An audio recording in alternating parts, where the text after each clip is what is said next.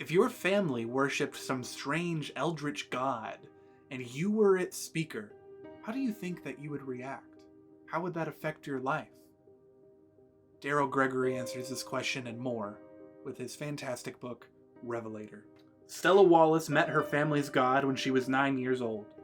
Later, she couldn't figure out why she didn't run when she saw it. It wasn't fear that pinned her to the spot, staring up at it, or even shock. It was something else. Awe, maybe. Wonder so deep, it was almost adoration. Pa said she'd been born in the cove, but they'd left when she was too young to remember it. This was where her ma was born, too. Where she'd come back to die when she got sick. Where all the Birches before her had lived and died. He never told Stella much more about it than that. Revelator is a Southern Gothic horror, which is something I never knew that I wanted. Following two alternating storylines, one set in 1933 and the other in 1948, Revelator evokes a certain tone and ambiance and creepiness that can only be achieved in the Smoky Mountains of Tennessee. And this isn't just your average hillbilly horror either. We're talking bootlegging, we're talking the Great Depression, we're talking eldritch gods. So I have a weakness for period pieces. They're kind of my jam. I love period pieces a lot. I don't care what period it is. I love Better Call Saul and Breaking Bad because they're period pieces of the early 2000s. And for the same reason, I love this book. The author has done such great research to make sure that, you know, the phrases that are being used, the way the characters dress, the environment, everything feels like their respective time periods in both of the storylines. The actual use of two separate storylines is a really bold choice that I think paid off really well, because the way each of them end, it's always ending on a cliffhanger to make you keep reading, so you read through the other part, you know, jumping back in time or forward in time, depending on where the cliffhanger was. And then somehow that whatever's revealed in that next chapter loops back around for what was previous or what's following. So it's never feeling disjointed, and it feels like the back and forth is actually serving the story than being like some sort of weird gimmick. Like, this isn't like The Witcher season 1 where the time skips are confusing. Like, it's very well laid out, very well planned, and there's a lot of intention with it. The main character, Stella Wallace, is a great and nuanced character. When we meet her in the 30s, we get to see her as a child. She's impressionable. She wants to do the right by her family. And she's lonely. That's the big thing. She's a very lonely and isolated child. And we see how she grows and connects with the very few people around her that she can. And then when we skip into the 40s, where she's a woman, she's like this badass, takes no shit from anybody. And you gotta wonder, like, how she got there. And, well, the answer is that what she goes through as a child is this horror. And the story revolves around the event of the death of her grandmother. And she's trying to gain custody of a little girl named Sunny, who was under her grandmother's care. There's a lot of mystery shrouding who Sunny is to Stella.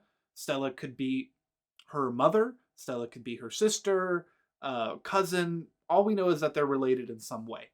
And Stella wants better for her than what her old home has to offer. So this book covers a lot of themes of religions and cults and the problematic aspects of them. And it also pulls off this religious horror really well. Like, the actual big baddie itself, it's called the Ghost Daddy. I'm not really sure. It's kind of like this eldritch presence that has been around, you know, this god under the mountain. Right from the beginning, we know that it's real. And that's one of the key details to the horror of the story, because following Stella, we know that the Ghost Daddy is real, and that whatever is happening is actually happening. This book doesn't pull any punches on religions. It's looking at everything, and it's being very critical of it. It's very conscious about what it's putting forward, which is something that I appreciate, because I love reading about religions, but I don't like glorifying or demonizing anything. You know, I kind of like how this book puts into perspective the way churches were run back in this time period. I mean, it was toxic. I mean, churches now, depending on where you go, can be very toxic.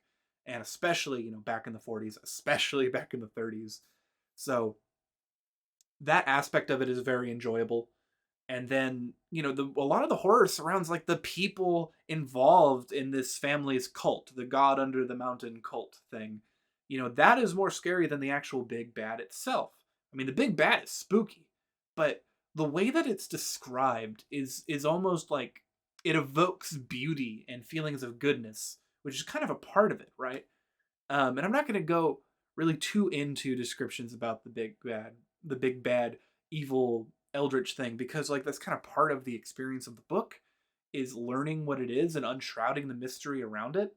And I will say this book does a great job unshrouding everything. Every little plot point is laid out from the beginning. Foreshadowing is done very well, and all of your questions are answered by the end. And I have mixed feelings about that, because one of my favorite things about mysteries, this is where I always get held up with mysteries, is that the best part of it is not knowing, and then the reveal never ever seems to live up to it. That wasn't the case with this book. The reveal, learning the big information, the important details, that was very satisfying. They're really good, really shocking explanations as to what was happening. But honestly, it was the ending that fell flat for me. And I'm not going to say what that was, but it did feel like one of those haha, gotcha pulp horror sort of endings. It wasn't a bad ending. Everything was wrapped up nicely. It just had one of those rug pulls right at the end. And I mean, I think that's par for the genre. This is a standalone book, and it's a mystery. Like I said, it's a page turner, and I do really like it. I highly recommend it. I think if you're looking for that religious horror, you're looking for that eldritch horror. I especially think if you're interested in like the horror based around like the Appalachian myths, or like if you're into the RPG Vaesen or Call of Cthulhu, this is going to be right up your alley. It's like that Cthulhu-esque southern gothic horror, and it is effective at what it does. This was the last book that I read in 2022, and I sped through it towards the end to finish it, because I really enjoyed it. And what's also kind of cool, a fun story with this book, is I was reading it in a cafe, and the waiter comes up to me and he says, "Dude, I just finished that book. Like, wait until you get to the end." And then I read it. I finished it right there, maybe about an hour later, and I'm just sitting in the cafe and I just go, "Oh, damn. God damn it." But yeah, the ending didn't particularly do it for me. Like I said, it wasn't a bad ending. I just think that the ending didn't live up to the quality of the rest of the book. But overall, the ride that you get, the atmosphere, the characters that you get introduced to, and the mystery itself is just fantastic. There isn't any wasted space in this book. It's very clean and condensed. Every character you meet is related to the greater plot in some way. There isn't just like, oh, here's cop one. Everybody is somebody, and I really enjoyed that. And I especially think that if you like period pieces, I mean, this is on its own merit of just being a period piece. Fantastic. On its own merit of being a thriller or a horror, fantastic. And you can't get away from those eldritch feels. They're so good. So, yeah. Is Revelator a good book? Hell yeah, it is. Do I recommend it? Hell yeah, I do. Is it for everybody? I think most people could enjoy it. If you're a horror fan, if you're a mystery fan, or if you're just really into period pieces, I think you're going to find something that you like here. It's a very quick read. It's a very simple read, and it's satisfying, to the point, and gets the job done. Also, look at that cover art. That's beautiful.